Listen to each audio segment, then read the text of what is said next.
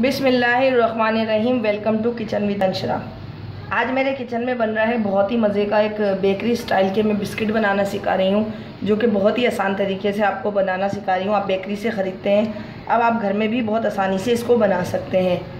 तो आज जो मैं बना रही हूँ बेकरी स्टाइल के बटर कुकीज़ कह सकते हैं, बिस्किट्स कह सकते हैं, चॉकलेट और वनीला फ्लेवर में। तो आइए देखें हमें इसके लिए क्या क्या चीज़ें चाहिए। बिस्किट या बेकरी के बिस्किट बनाने के लिए जो जो चीज़ें हमें चाहिए वो मैंने लिए है। मैदा लिया है 350 ग्राम, मक्खन लिया है 250 ग्राम, कॉर्नफ्लोर लिया है 50 ग्राम, चीनी ली है 80 ग्राम और 3 अदद मैंने लिए हैं अंडों की सिर्फ जर्दी।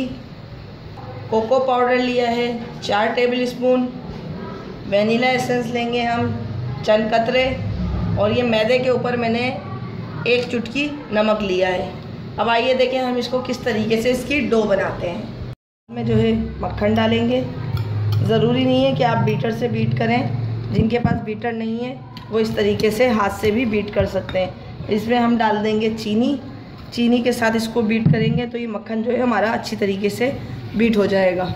ये मक्खन और चीनी देखें अच्छी तरीके से बीट हो गई है। 3 अदद अंडे हैं, ये डालेंगे जिनकी हमने जर्दी निकाल ली है। सफ़ेदी नहीं डलेगी इसमें सिर्फ जर्दी डलेगी, सफ़ेदी का काम नहीं है इसमें। इसको भी अच्छी तरीके से बीट कर लेंगे हाथ से।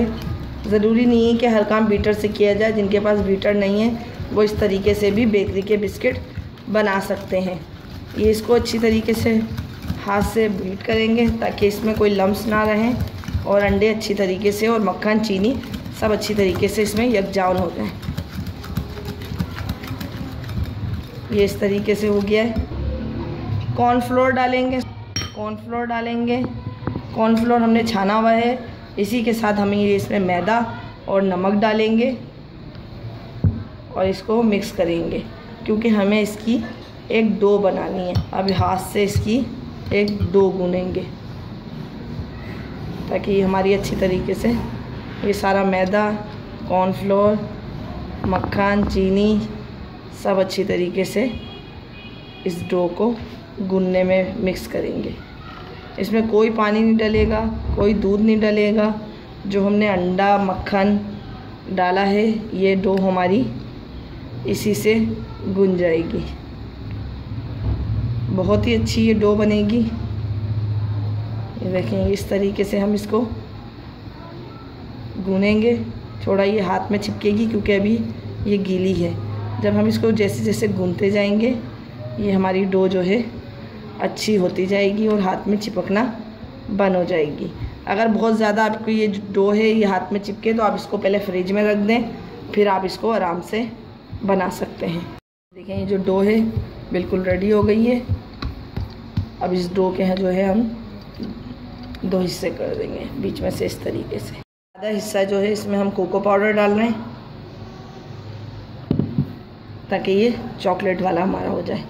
इसमें कोको पाउडर डाल के अच्छी तरीके से इसको मिक्स करेंगे। इस तरीके से करेंगे ताकि कोको पाउडर अंदर तक हमारा इसमें जज्ब हो जाए और कहीं से भी ये सादा ना रहे। इस तरीके से इसको करते जाएंगे तो ये अच्छी तरीके से कोको पाउडर इसमें जो है मिक्स हो जाएगा। जितने अच्छी तरीके से करेंगे उतना अच्छा इसमें कोको पाउडर जज्ब होगा।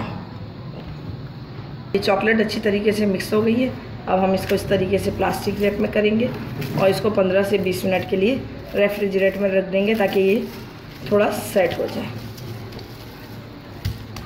अब इसमें चंद कतरे वनीला एसेंस के डाल देंगे और फिर इसको भी अच्छी तरीके से गूंद के और रैप करके इसको भी 15 से 20 मिनट के लिए रेफ्रिजरेटर में रख देंगे।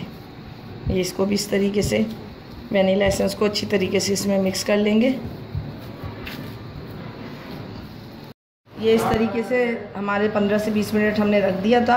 अब नीचे जो है एक पेपर बिछाया, वो रैप की पन्नी बिछा दी है ताकि ये हमारे जो है चिपका नहीं। उसके ऊपर भी दूसरा रख दिया और हम ये बेलन से इसको इस तरीके से बेल लेंगे। बेलने से ये होगा कि ये हमारा जो है एक साइज़ में बन जाएगा और फिर हम इसको कुकी कटर से या बिस्किट के कटर से काट लेंगे। और ओवन में नहीं बना रही मैं, मैं इसको बना रही हूँ विदाउट ओवन पतीले में। तो मैंने जो है पतीले को गर्म होने के लिए रख दिया है। ये देखें, ये इस तरीके से ये हमारी एक जो है शीट हमारी रेडी हो चुकी है।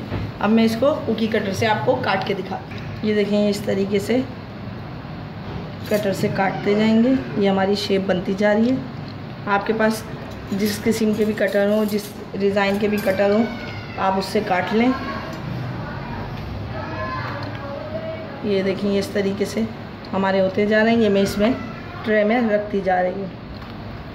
ये देखिए, ये इस तरीके से होते जा रहे हैं। थोड़े थोड़े फासले से हम इसको रखते जाएंगे ताकि हमारे अच्छी तरीके से बन जाए। अब मैं ये सारे इसमें ट्रे में रखती हूँ। जो है पतीला हमारा गर्म हो चुका है। अब हम इसमें रख देंगे। तकरीबन 10 से 15 मिनट में ही हमारे बिस्किट रेडी हो जाएंगे। अब ये चॉकलेट का हमने इसको इस तरीके से कर लिया है। अब इसको भी इसी तरीके से काटते जाएंगे। ये देखें, इस तरीके से हम बिस्किट बनाते जाएंगे और ये फिर इसको ओवन में या जो पतीले वाला ओवन बनाया है उसमें रखते जाएंगे। ये 10 मिनट में हमारे बिस्किट रेडी हो चुके हैं। ये देखें, पीछे का कलर इतना अच्छा आया है।